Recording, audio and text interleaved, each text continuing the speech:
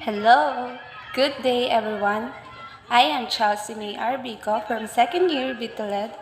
So I will discuss the history of special and inclusive education. So let's start.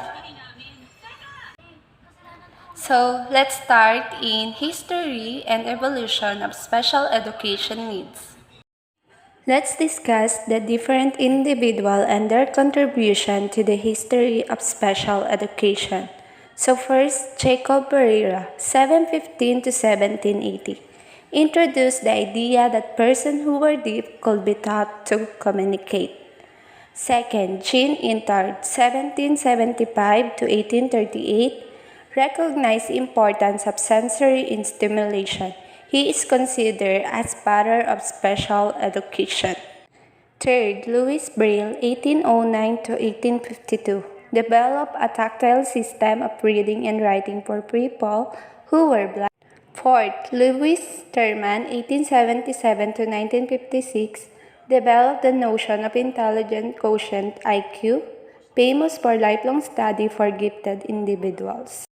Let's proceed to the brief history of special education. Prior to 1940s, people with disabilities were excluded from society. They also considered unable to learn. 1940s to 1960s, general shift in society's attitude toward people with disabilities. Parent advocacy groups developed, and also civil rights movement.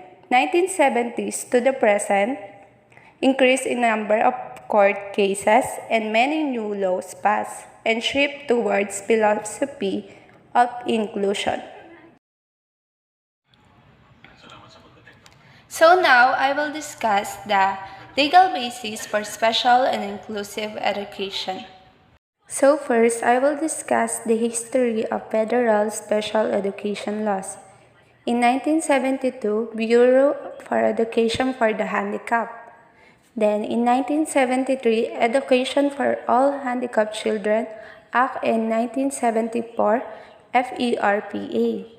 In 1986, amended with the addition of Handicapped Children's Protection Act.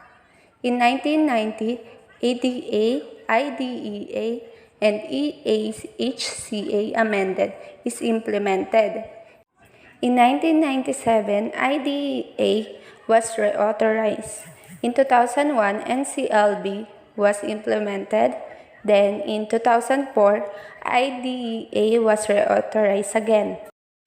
So, let's proceed to the next topic, the timeline of legal basis for special and inclusive education.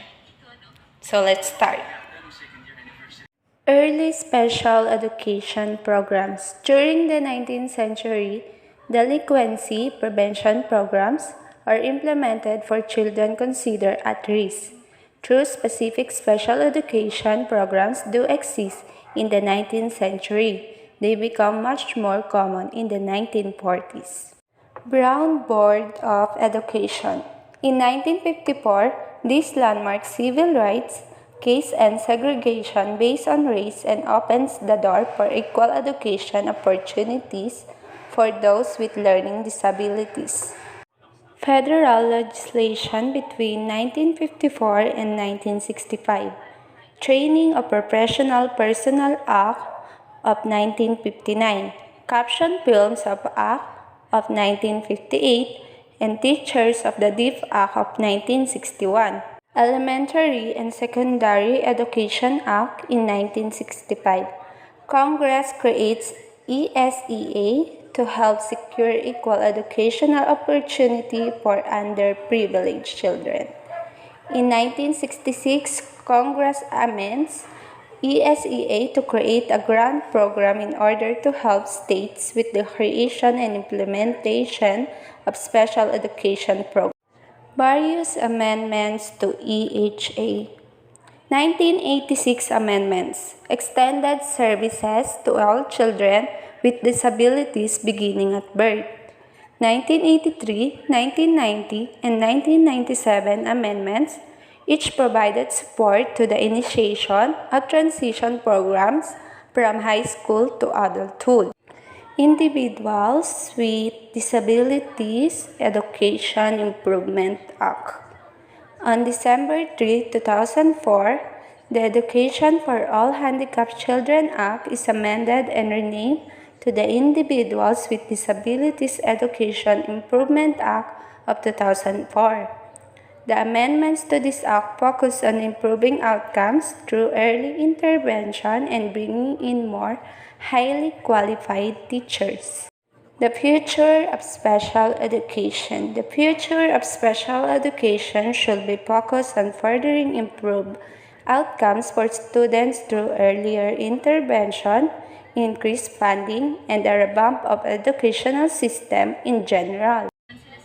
So that's all. Thank you for listening. I hope you understand and enjoy my video presentation about Module 2 and Module 3, the history of special and inclusive education and the legal basis for special and inclusive education.